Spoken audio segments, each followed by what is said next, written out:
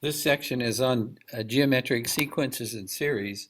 And first we're going to start with the geometric mean. Remember, the mean is part of a proportion. It is the diagonal in the middle. In our case, this simplifies to using a formula, which is the square root of a times b. In this case, we have two terms, 16 and 25. The geometric mean comes from multiplying them together and then finding the square root. In this case, 40.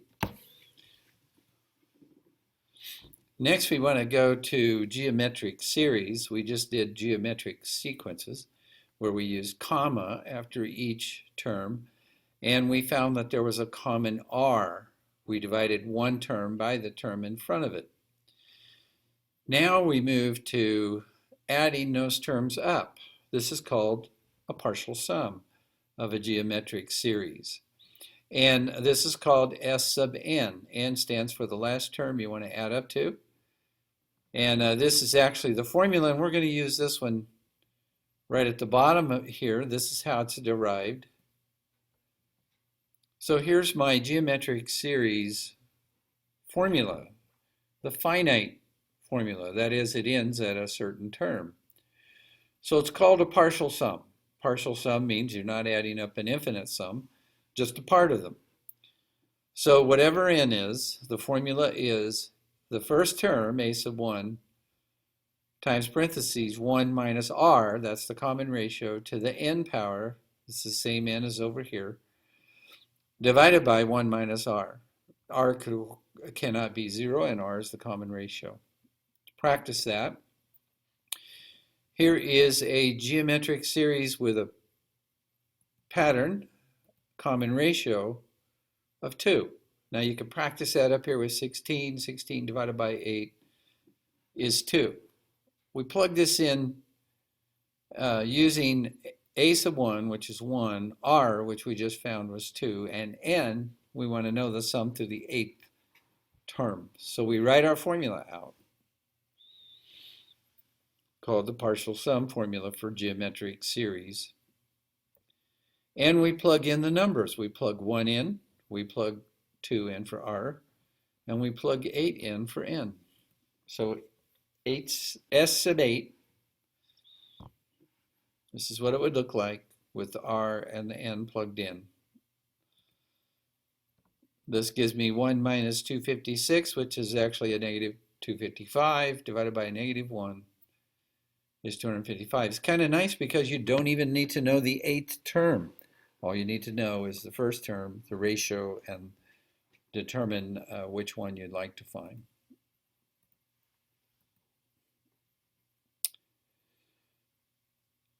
Another way to write this, rather than just S sub n, is our sigma notation. We've used this before. Sigma means sum of the series, and this is the lower limit 1, and the upper limit 6. That's actually 1 through 6.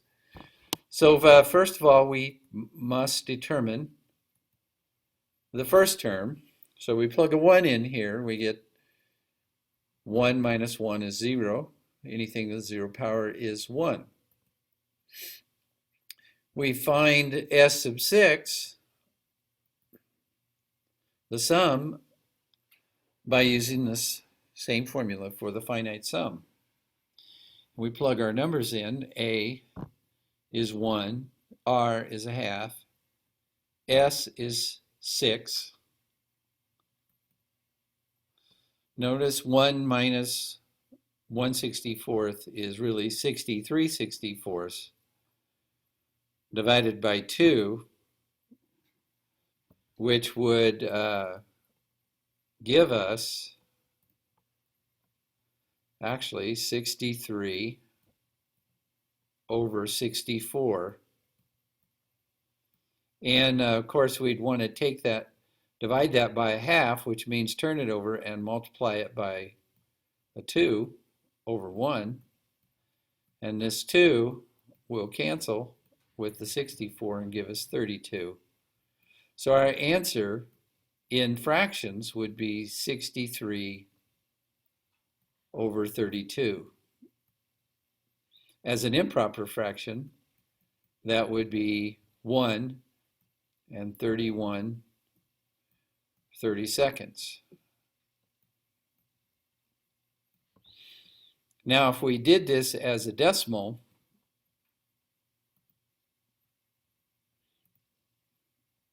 our answer would be 1.97.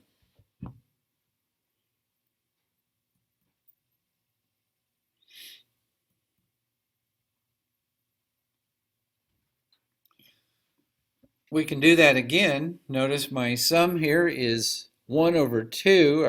My ratio is 1 over 2, which is 1/2. You can see every term's being taken times 1/2, but divide any term by the previous term. We know the first term is 2. We want to find the sum of the sixth term. Substituting those in, we get all of this on top is over 64 right here, and then this is over a half. Actually, this is over 64. And this gives us 63 over 16. That would be the sum of the first 6 terms. Kind of nice. We don't have to know the first 6 terms.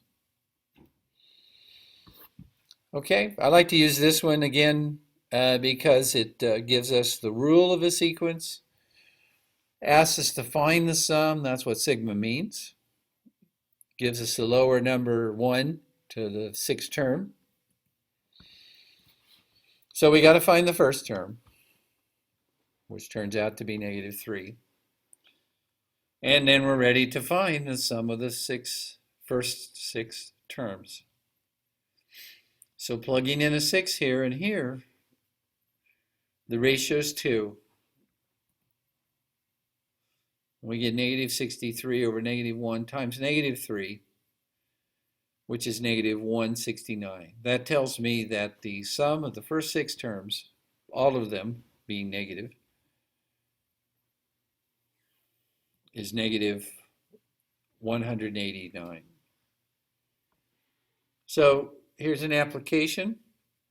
An online video game tournament begins with 1,024 players. 4 players play in each game, and in each game only the winner advances to the next round. How many games must be played to determine the winner? So we're first going to write a sequence, write it out our givens. And we know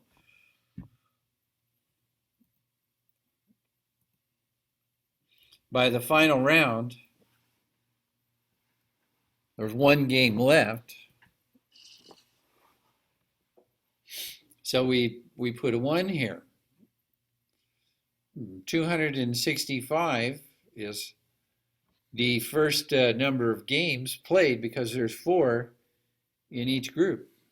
So 1,024 divided by 4, let's go back, 1,024 players, that means on the first round, this is divided by 4, that's 256, and only 1 in 4 wins. So then we end up with 1. We end up with the final game here. How many games must be played?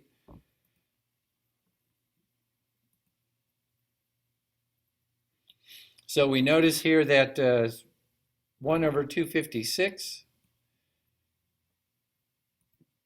can be put in a base 4, 1 over 4 to the 4th, 1/4 to the 4th, and since the bases are equal, you set the exponents equal to each other.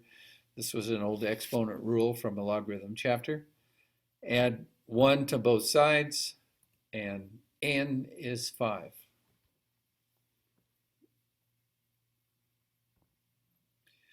So this gives us an idea about how to do the finite sum, and the next video that'll be done will be on the infinite sum.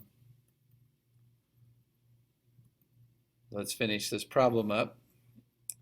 The fifth round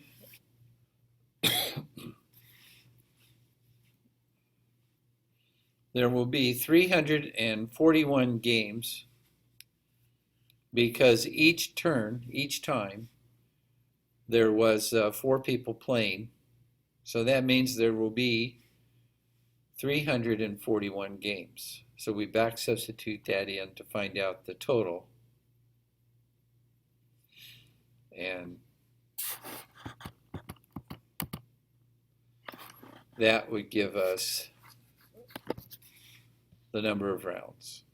All right, hope this helps.